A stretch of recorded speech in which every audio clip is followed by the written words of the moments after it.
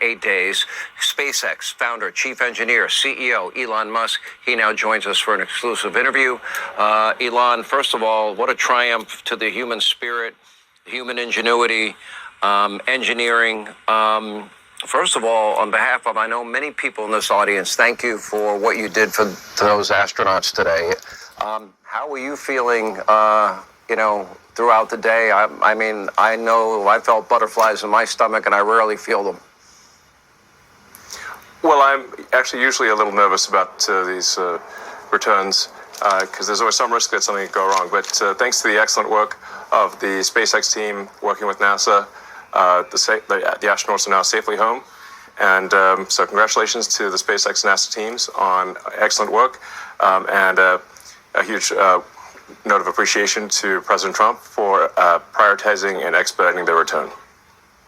You have been the chief engineer of SpaceX and remain the chief engineer of SpaceX. It is the first private company to ever make it to orbit.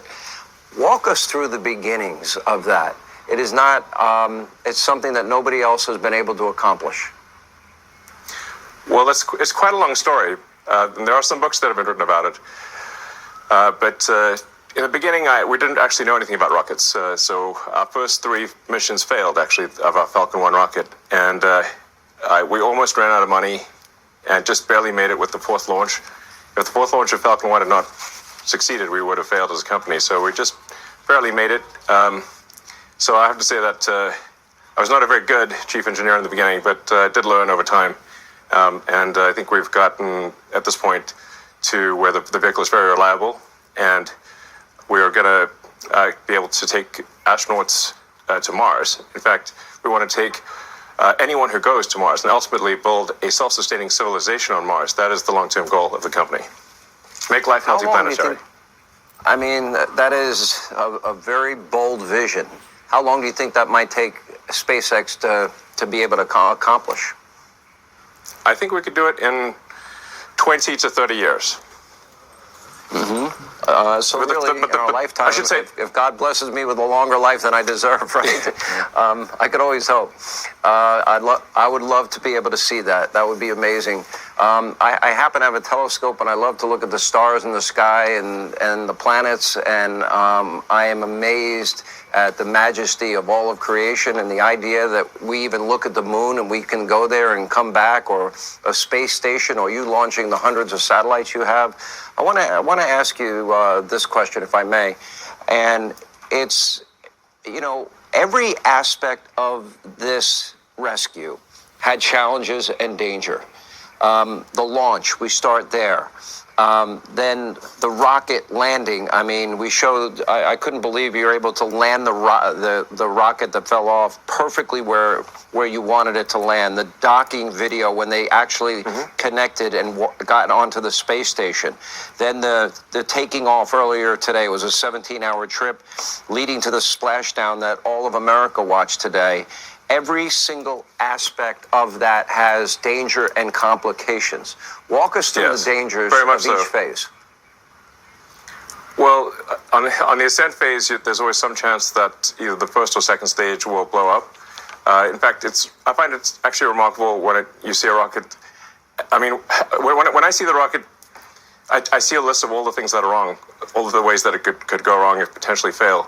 So you could have a first stage failure, a second stage failure, a stage separation failure. The Dragon could fail to separate from the rocket. The trunk could fail to separate from Dragon. There could be a sort of an engine failure on the spacecraft itself. When it's coming back, it's coming in so fast, it's a blazing meteor. And if anything happens to the heat shield, the whole craft is going to disintegrate. So it's remarkable that humans can actually go all the way to orbit and come back from orbit, given the immense amounts of energy that is required to get to orbit and the amount of energy that must be dissipated upon return. And then the parachutes have to open, that all has to work. Now, long term, we are going to be doing, not long term, this year, in fact, we are launching the Starship rocket, which I recommend maybe doing a piece on, because that is truly a revolutionary rocket. Starship is the first rocket that has the potential to make life multiplanetary, to make us a multi-planet civilization for the first time in the history of Earth. And that's truly profound. What was amazing, and I studied a lot of this because of my need to cover it, at one point going 17,000 miles per hour, going through 3,500 degrees Fahrenheit. You have this thermal protection system. Now, we do know that the Boeing Starliner, we know that it had problems. So these problems that you talk about, we can't take them for granted or get complacent. Explain how you get up to 17,000 miles per hour. How do you withstand 3,500 degrees Fahrenheit and the thermal protection system that protects that capsule? And then the launch, obviously, of the parachutes, which were critical to slow it down for its splashdown. Perhaps we should do a longer segment because I'd be happy to explain it in detail. I'll do the 2-minute version here. Yeah. Okay. The Falcon 9 rocket takes off with 1.7 million pounds of thrust. So you can imagine something that has enough thrust to lift an office building off its foundations, and it gets to orbit. It gets to roughly 17,000 miles an hour in 9 minutes. So from 0 to 17,000 miles an hour in 9 minutes. And then it's just, when it comes back, you've got that heat shield that's got to dissipate that energy. Like I said, you're coming in like a blazing meteor, and hardly anything can survive that heat. And if the heat shield fails, you just get vaporized immediately. So it's we're really testing the very edge of human ability here, the very edge of material science. And it's kind of amazing that humans can do this at all. Hopefully this gives, hopefully for people out there, this is a moment of optimism about the future, a moment of excitement about the future, and it portends great things for America and humanity in space.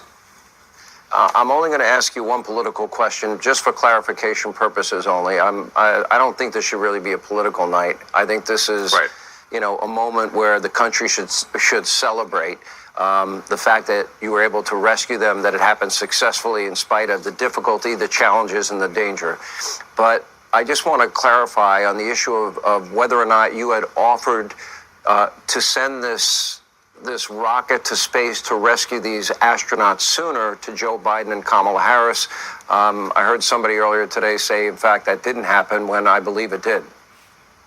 No, we definitely offered to return the astronauts earlier. There's no question about that. The astronauts were only supposed to be there for 8 days, and they've been there for almost 10 months. So obviously that doesn't make any sense.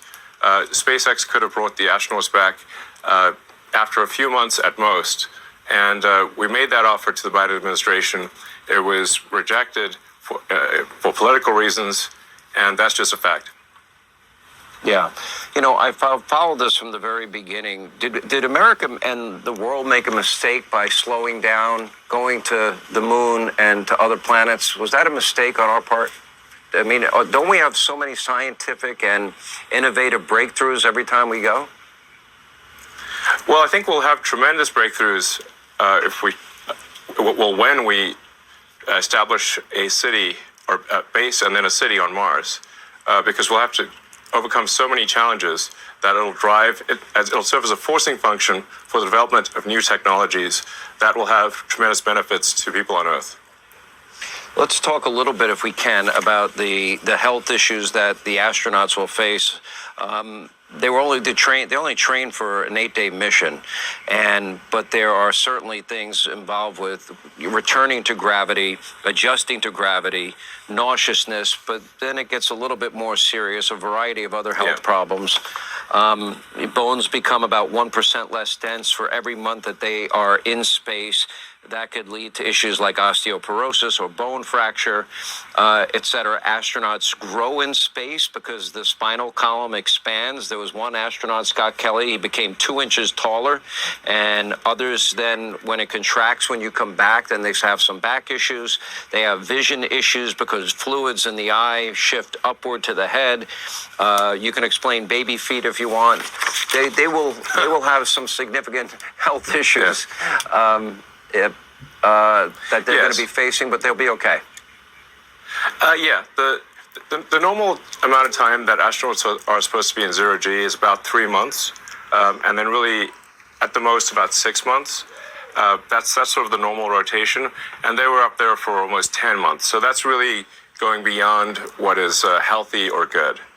So it's a good thing that thanks to the support of President Trump, we hope to bring them back, because really things get just a lot worse if they stay in zero G for past a year or more.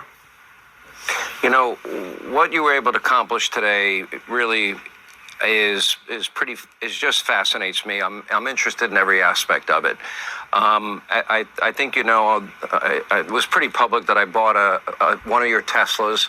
I don't like the way that people, and by the way, it's like the greatest car ever invented. It really is, and I'm not just saying that. It's self-driving. It's got 1,000 horsepower. It goes from 0 to 60 in 0.2 seconds. It's 2 seconds. Most American. 2 seconds. Okay. 2 seconds. Zero, Yeah. no, I'm sorry, not 0. Yeah. It goes in 0 to 60 in 2.0 seconds. At that point, I think it would kill you basically if it went that fast. It would kill. That's true. But it's pretty fast. That's for sure. It's faster than any Ferrari, for example. Yeah. No, I watched it beat my Z06. I'm like, I thought that was the greatest muscle car. No, it's not. I watched the S-Plaid beat it. You're into robotics, AI. You are working with Neuralink so the blind can see and people with spinal cord injuries may one day walk. You help people in North Carolina. You help people in California when they have no communications. And I watch all of this and I have to ask, why? Why do I see people like I woke up this morning and saw that Teslas were put ablaze in one of your dealerships in Vegas? I've seen this happen all over the country. Bullets are being fired. Charging stations are put ablaze. Teslas are being put ablaze. You have experienced assassination, threats of assassination for you and your family. What have you done that warrants this? Because I see nothing that you have done except help our country. Yeah, I mean, it's really come as quite a shock to me that there's this level of really hatred and violence from the left. I always thought the left or the Democrats were supposed to be the party of empathy, the party of caring, and yet they're burning down cars, they're firebombing dealerships, they're firing bullets into dealerships, they're just, smashing up Teslas. Tesla is a peaceful company. We've never done anything harmful. I've never done anything harmful. I've only done productive things. So I think we just have a deranged, there's some kind of mental illness thing going on here, because this doesn't make any sense. Yeah, and I think there are larger forces at work as well. I mean, I don't know who's funding it and who's coordinating it, because this is crazy. I've never seen anything like this. You actually tweeted out, and I'll put it on the screen, the level of violence is insane. It is deeply wrong. Tesla just makes electric cars and has done nothing to deserve these evil attacks. You just rescued 2 astronauts that have been in space for 286 days. They were only supposed to be there 8. You help the people in North Carolina, Tennessee, California. You have, I think, the most creative and innovative car on the market. You created Starlink for communications that's used by hundreds of countries. You're working on helping the blind see and all of these other things. Is it really come down to the basic, you're aligned with President Donald Trump, who also is a friend of mine, and that you have identified well over $100 billion in waste, fraud, abuse that our federal government never should have been spending? Is that what it comes down to? Yeah, it turns out when you take away people's, what the money they're receiving fraudulently, they get very upset, and they basically want to kill me because I'm stopping their fraud, and they want to hurt Tesla because we're stopping this terrible waste and corruption in the government. And well, I guess they're bad people. Bad people will do bad things. Well, I know that overall, financially, in the end, yes, they can hurt you, but the people that they'll end up hurting are the people that work in your dealerships that may risk losing their job. the people that they may end up hurting are the people that work on the line and build the Teslas. They're going to be the ones hurt. And that to me is despicable on their part, just because they might have a political difference or perceived political difference. Let me ask you this, because I think this is pretty important. You know, the average American makes $66,000 a year. We're close to $40,000 in debt. You said to me in our last interview, we won't have a country unless we fix it now. Can you explain why this is so important that we identify all this waste? Yes, the government the government waste and fraud is so high that it's causing a $2 trillion annual deficit. So that's $2,000 billion of waste and fraud that's happening, and the cost of our debt has gotten so high that just the interest payments on the debt exceed the entire military budget, and it was just growing out of control. So the country was going bankrupt. It's just, a country is no different from a person. If a country overspends and doesn't spend wisely, just like a person, a country will go bankrupt. So the reason I'm here is because I'm very worried about America going bankrupt due to the corruption and waste. And if we're going to do something about it, the ship of America is going to sink. And we're all on that ship. And this may be a message to, people out there who have, are wealthy, have a lot of means, or control companies. It's like, just remember, we're all in ship America here. Your company is not going to exist if the ship of America sinks. And we should do everything we possibly can to ensure that America is strong for far into the future. And for doing that, we're all sunk. And for doing that, you should not have your company be a victim of domestic terrorism. If I may, one last question. When I interviewed you and President Trump together, one of the questions I asked both of you was, are you aware that there are groups that want to separate you, groups that would like to divide you, groups that would like to see you not work together? I feel it's stronger than it's ever been. Do you get the same sense? I think they're getting desperate because, the reason we're seeing this extreme amount of hatred and violence is because we're actually succeeding in getting rid of corruption and waste. If we weren't succeeding in getting rid of corruption and waste, they wouldn't care. But we are succeeding. Without President Trump, this would be impossible. So I'd just like to say, it's only possible with this president. And we've got this narrow window of opportunity with a House, Senate, and a popular vote, and really we're just implementing the will of the people. And we've got this window where we can finally take corrective action. We can fix the government, fix the country, and create a great future. And again, that's only possible because of President Trump.